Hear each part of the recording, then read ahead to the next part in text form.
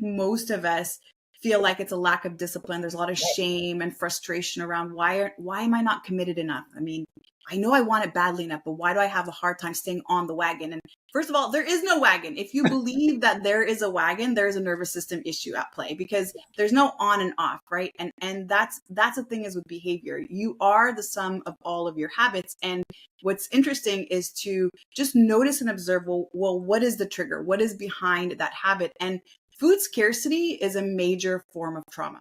Are you ready to bring your dream body and health into life, but just can't seem to keep the motivation going? And is it finally time to address the self-sabotage and the unwanted eating behaviors such as binge eating, emotional eating, and nighttime eating that you know are getting in the way of your goals? Do you ever wonder what it would take for you to feel in control of your rituals so that you can stay consistent and see results? Welcome to this week's special Make Peace with Food Minisode on the Fall in Love with Fitness podcast, where you'll learn how to overcome unwanted eating behavior and other self-sabotaging habits by shifting your nervous system so that your body works with you instead of against you. I'm your host, Shaban, and with each episode, I am honored to be your coach and guide in the journey to make peace with food and find food and body freedom so that struggle with weight is a thing of the past. When you tune in every Thursday on the Fall in Love with Fitness podcast, you'll catch the latest conversation on unwanted eating behaviors and learn how to shift the nervous system, rewire the brain to new patterns, and end the food and body obsession so you finally feel relaxed and no longer confused around food. Now, before we begin, I want to quickly invite you to grab a free copy of my Food Freedom ebook that I have for you at makepeacewithfood.com. And if you find that this conversation resonates with you today, then I also want to invite you to join our free Make Peace with Food Facebook community at myfoodfreedomlifestyle.com, where you can connect with me and my team directly. The links are in the show notes. And of course, if you know somebody who you feel could benefit from these conversations and discussions, make sure to share this podcast with them too. All right, athletes, now let's get into it. So I want to kind of start this off really quick. I want to talk a little bit about what got you to where we are here, because I think this is what really, I don't like to say that, hey, I love that these things happen, but I think these are the moments that actually really define us, right? And make us who we are and bring us to these points. So I want to talk about that. Tell us a little bit about how we got to where we are here. Yeah. And I love that you say that, because it's super interesting. From the outside, I think as health professionals, oftentimes we may be giving off a particular impression, but then once people really begin to learn our story, then that's where we can actually resonate with people. We can really connect with people. And every good story has a hero and a villain. And I'll be honest, for a very long time, I hesitated to share my story because I felt like such a phony. And, you mentioned earlier that I was near paralysis. And when I was opening my first CrossFit gym, this was back in 2012, that was when I had an emergency back surgery. And when I recovered from that, for the first year and a half of owning that gym, I wasn't able to coach a single class. I wasn't able to demonstrate a single squat.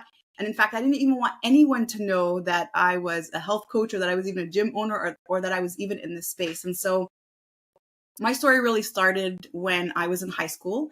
Growing up, I was super athletic and I was into sports. I was that tomboy, always competing against the boys, always wanting to out-push up them, outrun them.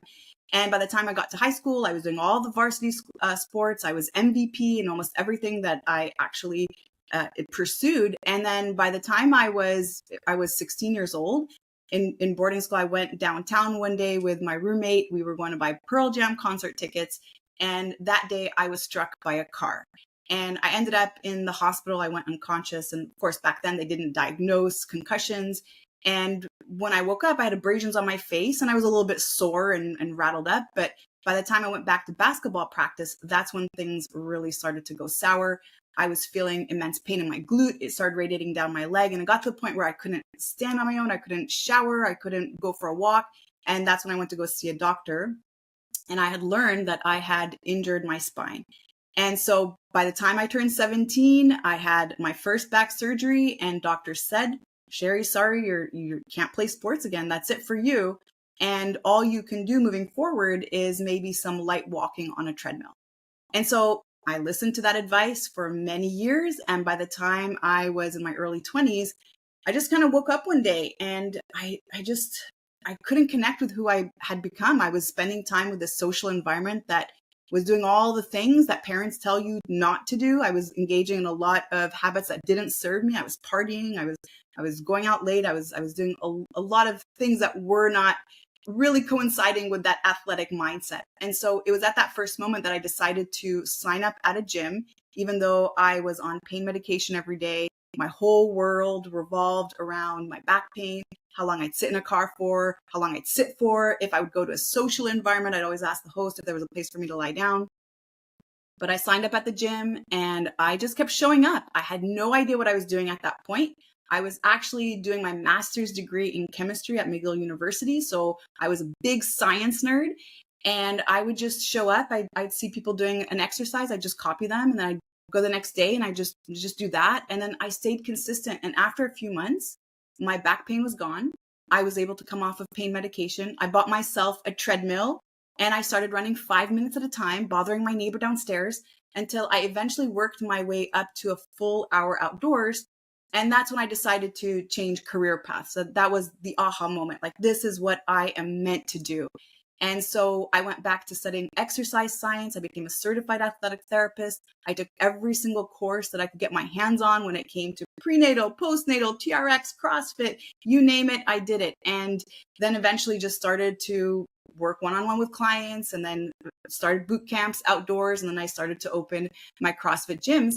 And it's interesting because a really important part of my story, and this is kind of one that I started to talk about just recently, was how that journey, even though it was all about overcoming pain and overcoming injury and helping people do it, what I got caught up in is all the discussions around diet and nutrition and what we should be doing and what we shouldn't be doing. And when I first got into that space, it was really to help people. And I figured, well, if I'm going to help people, I got to learn about nutrition. I got to give them proper advice when it comes to diet and help them set up a meal plan. And so at that point, everybody was talking about, the low calorie diet and you have to count calories. And so when I first started the health journey, that's what I was doing too. Even though I wasn't struggling with weight, I was actually struggling with chronic pain. And then after that, everyone's talking about low fat, and fats are very bad for us. And so then I'm like, all right, well, I'm going 0% fat because that's what we're supposed to be doing.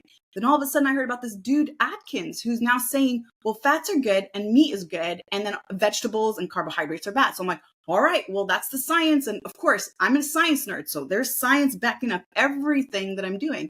Then when I started opening the CrossFit gyms, then I went into the paleo world and now we're supposed to eat like cavemen. So then I started eating like a caveman. Then that became the zone diet and then that became keto and then macros. And then I even eventually became vegan. And that's where I started actually having a disordered relationship with food. I started binge eating. I actually had never experienced this before. I had moments where I felt completely out of control around food. I'd be really good and eat super clean throughout the week. But then what I thought was a cheat meal ended up being a cheat session. And it just ended up going on and on and on. And so that's really where I started to get very curious around self-sabotage, around rewiring the brain, really understanding human behavior. Because I mean, if we take a few steps back and we look at the fitness world, the promise is always after 6 weeks, this is going to happen. And after 3 months, this is going to happen. And if you do this, then that's going to happen. But there's not a lot of conversation around what it does to behavior. And why is it that most people, after they do achieve those results, why is it that they actually go back to gaining all that weight back and most often more? Yep. And so it was this journey that really got me to learn about the nervous system and then use that to help people overcome the self-sabotage, including emotional eating and binge eating, and even just using recreational drugs or alcohol as coping mechanisms. Oh my goodness. Like, you're giving me chills because everything you're talking about, we have so many parallels. Yeah. It's like I taught aerobics for many, many years, and you're talking about these patterns where people come in. And I used to joke to my class how, like when the new members would come in January, I'd be like, give them 6 weeks. They're going to be right back to their old habits. Don't worry about it. You're going to have your spots back. But there are so many things here. I just finished up doing a certification in nervous system regulation. I think I probably shared that with you. I don't remember when we first talked.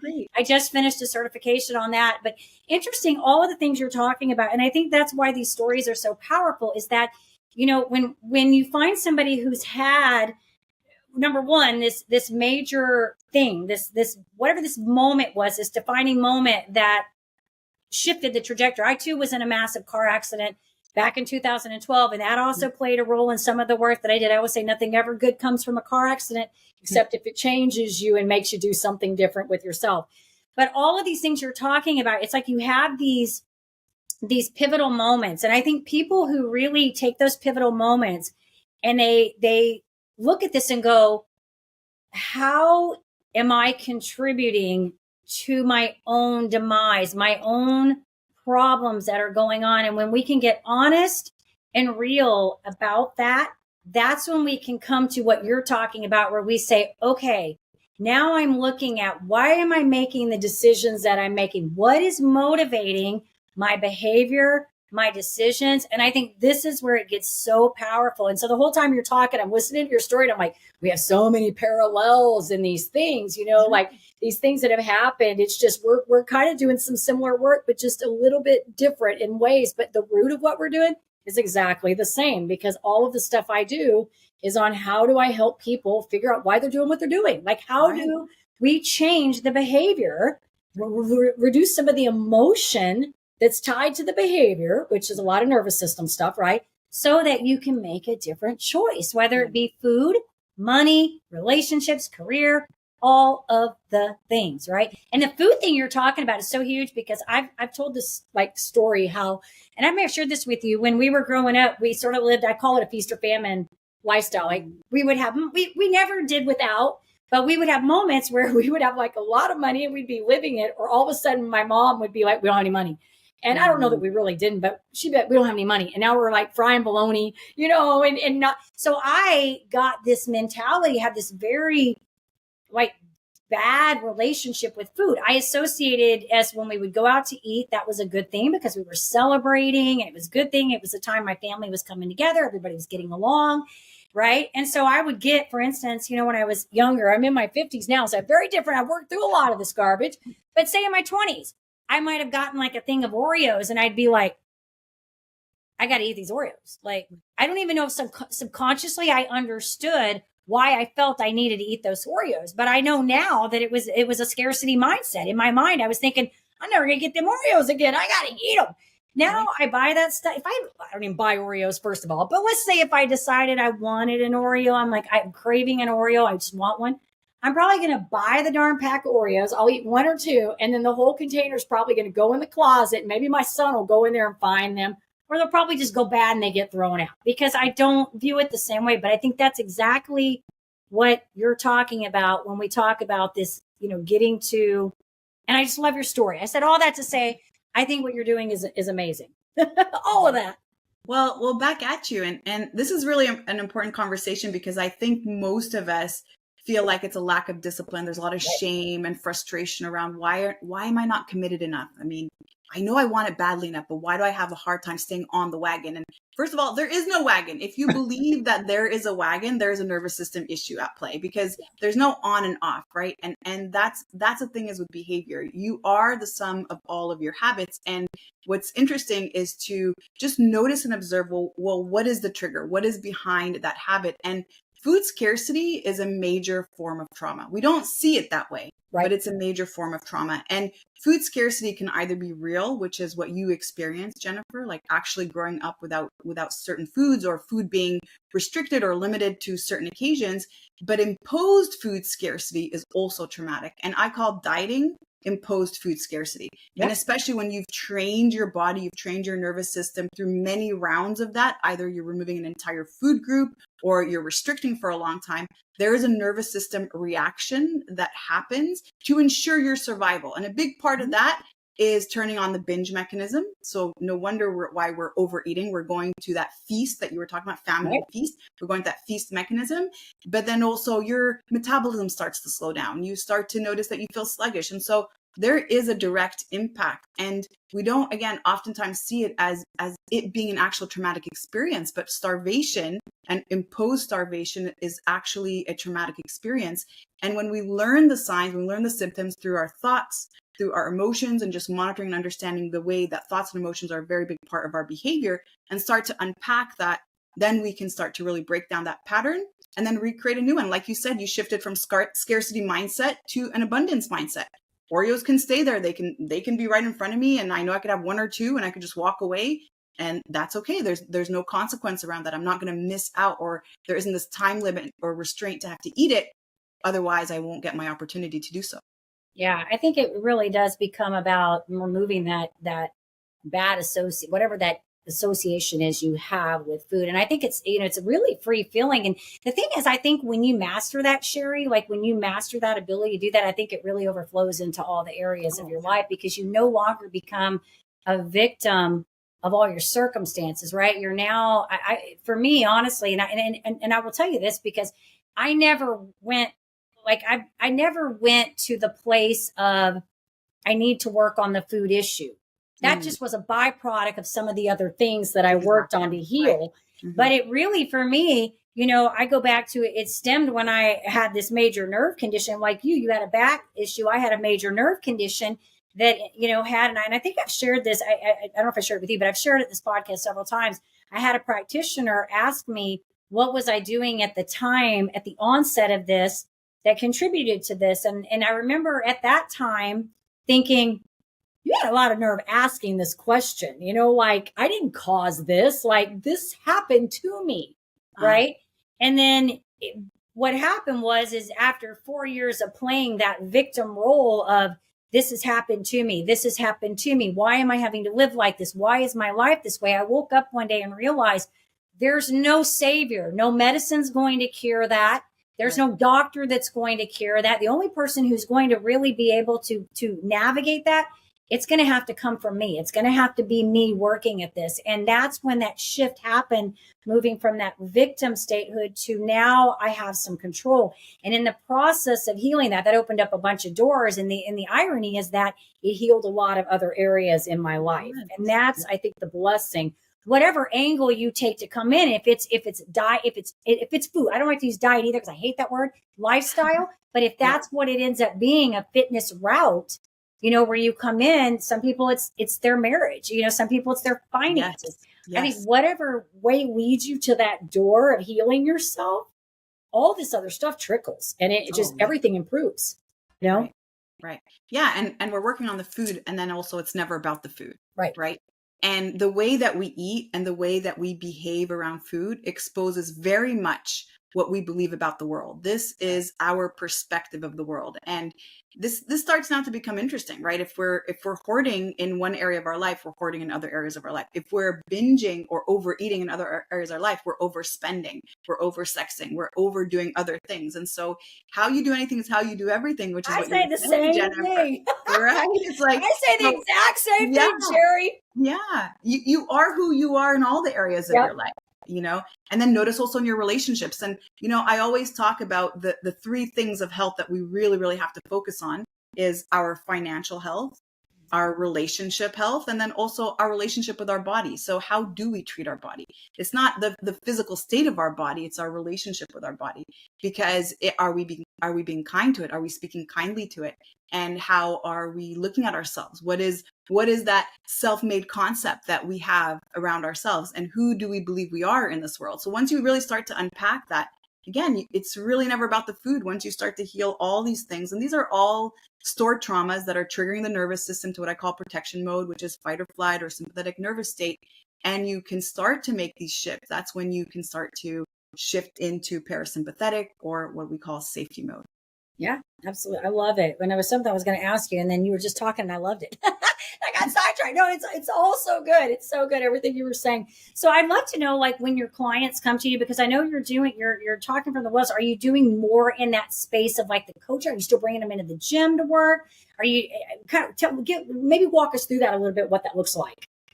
Yeah. So right now the coaching really involves more like what we were talking about. And what I use is a program called Make Peace with Food, where I really help women overcome those self-sabotaging behavior, because the fitness part and really all of those habits, it's all just a formula. Yeah. Like once you get it, it's all a formula. And this, by the way, doesn't mean that you need to calculate your macros or count your calories.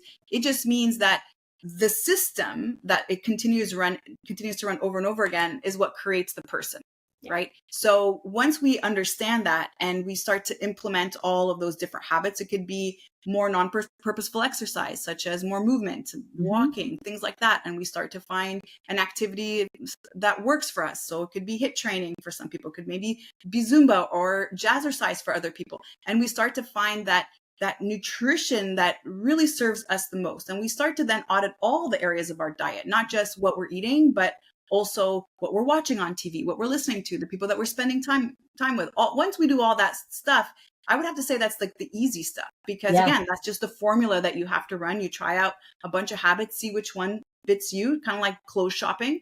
And the other stuff, though, that's where the work is. The healing part, that's where the work is. And that's, I've actually shifted the way that I work with clients in the last 25 years. And it used to be very physical. It used to be, it's all about movement and it's all about training and strength training and all these different reasons. And then again, once you start to understand that human behavior is the driving force behind all that either offers the success or maybe the fail. I'm not crazy about that word, but the lack of success, let's say, then really then the attention and focus has to be on human behavior. It just has to be understanding how the nervous system is at play. And so generally when somebody comes to see me, that's really what we focus on. We understand, okay, what areas of our lives are really contributing to that? Because if you are self-sabotaging with food, if you're using food to cope with whatever you're going through, what is it that you're going through that you're needing to cope with? And so it's generally relationships, it's generally financial stress, it's different areas of their life that we address and then heal those traumatic events that have happened. And I use hypnotherapy techniques to do that. And then after that, we start to habit stack. We do something called future self mapping, where you have that picture of the future self that you want to be. So for example, if let's say your goal is to release 30 pounds, we map out who is that person who's 30 pounds lighter. And then from there, we start to add the habits and then eventually move towards that person. Yeah, no, this is good. I was going to say something. I know what I was going to tell you earlier. So when you were talking about how you do one thing is how you do all things, I say the same exact thing. It's funny. I had a mentor that I was working with and he used to say that all the time. And so I sort of embodied that phrase, but I use that with clutter and procrastination a lot because in our house, we have a lot of clutter. It drives me absolutely crazy because clutter to me is just put you in an out of control place, right? Like when you have clutter in one area, you probably have clutter in other areas of your life. And so I think, like you said, how we do one thing is how we do all. And I wanted to mention that because you were talking about that. And that's what came to mind because I say that in my house to my family all the time. How you do one thing is how you do all things. Yes. Get rid of the clutter, clean it up. So, this is all really good. I love it. And it's interesting because when I work with my clients, it's funny. A lot of times, because I do have the fitness background, I don't have, as in-depth as what you've done, but I was an instructor and I've trained in certain things in the fitness. I'm also a former marathon runner. So I get the, understand the importance of exercise and all of that. It's funny. A lot of times when people come to me, that's one of the things that comes up is their embodiment habit. Obviously, they want to get exercise into the picture. And I always get back, I feel like, to the same thing because I didn't grow up doing that. So that wasn't an embodiment habit that I embraced from a very early age on. At some point, I think I just made a decision to add it in. And I think when I went through my health crisis, it became a form of survival. And so then it just became an embodiment habit. But a lot of times, and I'm sure you find this, and you kind of alluded to this, that you get in this conversation where they think they have to do like a certain exercise. It has to be a certain amount of time, so many days a week, and it has to be looking like this. And I always have to get into the conversation of, can we change the metrics on this? Can we alter this a little bit? Because you're trying to force yourself to do something you don't enjoy doing. So you're already resisting this to begin with, right? So now we have another negative association with it, right? We hate exercise, right? And so, so I try to get them to think from the perspective of, let's find something you enjoy doing. I don't know. Does that look like I had a client one time join a kickball league? I had this same client was going to a video place and doing the dance revolution. And I said, well, start there. If you enjoy doing that, that is movement. Try that for a while. See how you feel, And so I think it gets back to, I'm sure your experiences, because I feel like this is a common thing that comes up in the conversation. And then I feel like, as we're working, we always have this sort of coming to Jesus moment where we realize that these embodiment habits, right? We have all these wrong parameters and metrics that we're putting on everything. And that's where it comes back to, we have to start changing the way we're looking at these things that we're doing and why we're doing them. Right. Yeah. So good. So good. And so well said. And, you know, it's so true in most of us, not just around our health. We're really living to try to maybe uphold the shoulds, right? Right. Parents said I should be doing this, and society said I should be doing this, and diet culture said I should look like this, and I should be this size. And it's interesting that we never stop to just ask ourselves, whose voice is this? Whose voice is this? Is this me, or is this my mom, or is this my school teacher, or like who's influencing me in thinking that I should be doing this? And it's interesting. The other thing also that I tend to see a lot, and especially working with women, is a lot of limiting beliefs around age or around menopause or around, mid-age or any of that. And again, where are we getting this information from? We never stop to challenge it. Well, who said this to me? And is that person doing the things that I'm trying to do? Mm-hmm. Right. And everybody will tell you that it's hard, and everybody will tell you that it's impossible if that's also what they've experienced. And so we don't challenge these beliefs, and then we don't try to support the opposite elsewhere. And that's what we have to do. The moment that you hear someone telling you that you can't do something or it's not possible, first, who is this person? Like, what is their perspective? Why do they have that perspective? And have I seen the opposite elsewhere?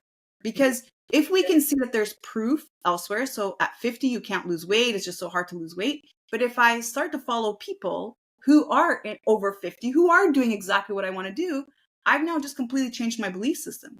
And if I feel like there's hope and it's possible, then I'm so committed to myself, because I'm going to follow that journey that others have done and who've proven that it is possible. Yeah, no, this is so good. And I think that's so important. To follow the people that you want to embody. I don't want to say you want to do everything they do, but if your goal is fitness, yes, find people that are in that space that are living the quality of life and the lifestyle that you want to embody. I agree with you on that. Yeah. I had a mentor once that I may have shared this with you. I had this mentor. I was in Mary Kay for a very long time, so I had the same mentor for a very long time, and she used to always say, never take advice from someone that you wouldn't trade places with. And so I've really always sort of clung to that idea that if somebody's not where I see myself wanting to be or embodying what I want, why would I heed the advice that they're giving? It doesn't mean I'm not going to listen, but why would I take that advice in and absorb it as my inner, my direction, like my inner voice to tell me where to go? Exactly. Yeah. Yeah. So well said. That's also one of my mottos. I never take advice from someone who's not doing what I'm trying to do or who hasn't already done it, because everyone's got an opinion, and everyone, for whatever reason, has to share their opinion. And then, like you said, if you wouldn't trade places, then why accept that advice?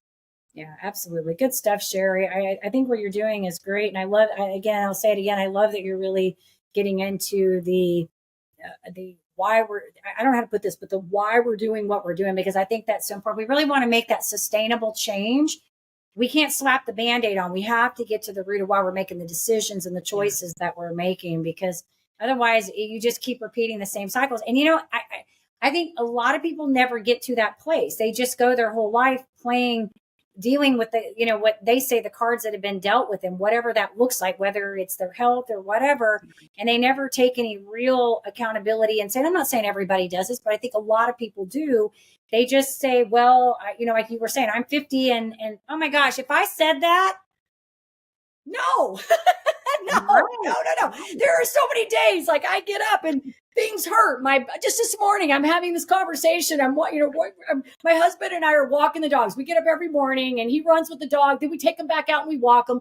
And, by the time you hit that point, if you've had car accidents, I have nerve pain, I have things that hurt. And sometimes they do. This is why I stay active. I eat right. I take care of myself so that I can navigate through all that. Well, we were having this conversation this morning, and he's telling me about this book he's reading, and I'm sure it was a great book. But the guy was talking about, this. I guess maybe this key to vitality is to set these bucket lists, and he's saying, well, yeah, like if you wanted at 80 to be able to lift your grandkids up, and I'm thinking, okay, I'm in my 50s. I don't know what I'm going to be doing at 80. I hope I'm not picking up any grandkids, because that would make me wonder why my kids are having having babies that late in life. Right. But I want to be active, the whole thing was how do you think that far ahead? Right. It was just about being active. But I told him, I'm like, Ryan, dude, like everything hurts like all the time, every day. That's why I keep moving all the time, so that things don't, make me stay in a chair, not doing anything, you know? And so I think, yeah, you've got to find the people that are doing what you want to do. And if you want to be like that, that's who you need to be following, not somebody who is sitting over on the sidelines in their sulking in their misery and living the life you don't want to live, because then you're just going to be miserable too. And that's no fun party. Right. Right. Yeah. I love it, Sherry. You're awesome. You're awesome, Jennifer. Thank you. So I would like to know from your perspective, because I think I feel your passion in all of this. And I feel like this is one of my favorite questions. What is this for you? What do you love about this? What you get to do with your clients? I always feel like this is such a selfish question, right? And I bet you feel the same way, because the pleasure is really watching somebody transform, somebody really completely change their life. And I'll always say this, by the way, I am the guy. I am the person who holds space. I'm the person who gives the tools, and I always give full responsibility to the person who's making these changes. But what is this for me? It's service. It is meaning. It is my purpose in this world to really help people overcome suffering. And just the way that I was once upon a time told I would never do something again, it's my way of also showing people that everything is possible, and fitness really is possible for everyone. You just have to find the root behind what the sabotage is, what is the block, and the moment that you uncover that, the sky's the limit. Yeah, I love that, Sherry. And I think too, it's, you know, I don't know how you feel about this, but I think even from a larger perspective, if we pull it out even more, you know, we all play a role in this planet, you know, in some form or fashion. And I think, you know, whenever we take the time to invest in ourselves, however you want to do that, I do think, you know, the number one thing you can do is take care of your health and take care of your body and take care of your mind. Those are the two things you can do. When you continually work to improve those two things, it gives you the capacity to help others. And I feel like it's an obligation that we have as participants in this, on this, you know, joy journey that we're all on.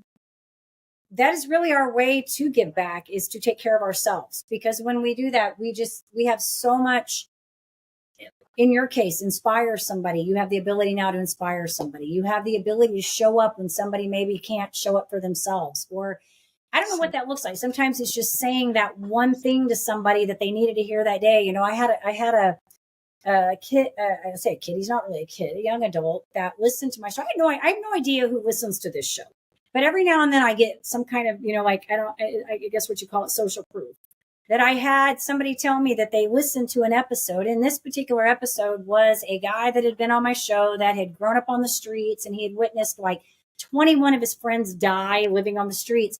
And then he was dropped off, I believe, at some like center, whatever. He completely turned his life around, and he lives here locally. And now he's a minister. He's a young guy, has several kids, living a great life, very positive guy, goes into local schools here in the Dallas area and actually talks to kids about his past and how they can change the trajectory of their lives. But I had another individual tell me that he heard that episode, and it helped him clean up some things in his own life. And I didn't know this because I had no idea that this person was even following the podcast. And so I think when we have stories like this, you know, where you come in and you said, okay, I had a situation and now I changed the trajectory of my life, and I'm using that now to help other people. It's a really good thing, and it has a greater impact than we think. It's not just one or two people. It has the ability to transcend many people. Absolutely. And all that has happened for us, right? And without that story, I don't believe you can be influential or impactful or really support and help people. I mean, if your life was really great and you never struggled through anything and you never had to overcome any adversities, how can you hold a pivot point for somebody else to actually be able to almost see themselves in that struggle and believe that it's also possible for them, and for you to also get their pain, for you also to resonate with what that even feels like. And so it's very powerful, and I'm very grateful, even though I still struggle with back issues every now and then. I'm so grateful for it, because now I have that place of reference that people can actually connect with. Yeah, the gratitude is important. And I think that, you know, like you said, despite circumstances, you can learn to be, I believe, happy throughout the journey. It doesn't have to be, a death sentence or it's all perception. It really is how we view the world and how we see the situation. And, I was talking to somebody the other day, another potential guest, and we were talking about a condition that he has. And he said, you sort of get pinned against the wall. That's the hard thing. You get pinned against the wall, and it forces you to make some different decisions, to either, like in your case, thrive or not thrive. So, right. Yeah.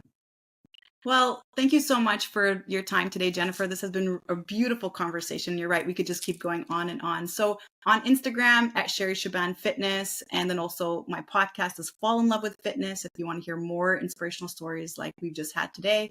And then if you would like to overcome unwanted eating and see if the nervous system is behind what you are experiencing, I have a free download at makepeacewithfood.com where you can start your journey. Thank you for listening to this week's Make Peace with Food Minisode on the Fall in Love with Fitness podcast. If this has resonated with you today, I want to invite you to subscribe to the show so you never miss a beat. And if you know someone who could benefit from this conversation, then please share this episode with them. Let's work together to help as many people as possible make peace with food and fall in love with fitness. And by the way, I need to mention that if you rate and review this podcast on iTunes and send over the screenshot to Sherry at sherryshaban.com, you'll receive a $500 voucher to join me at one of my upcoming retreats or to use it in our Make Peace with Food coaching program. And don't forget to visit myfoodfreedomlifestyle.com to join the free Facebook group for more resources. And remember, athlete, you are an inspiration. I cannot wait to hear your story.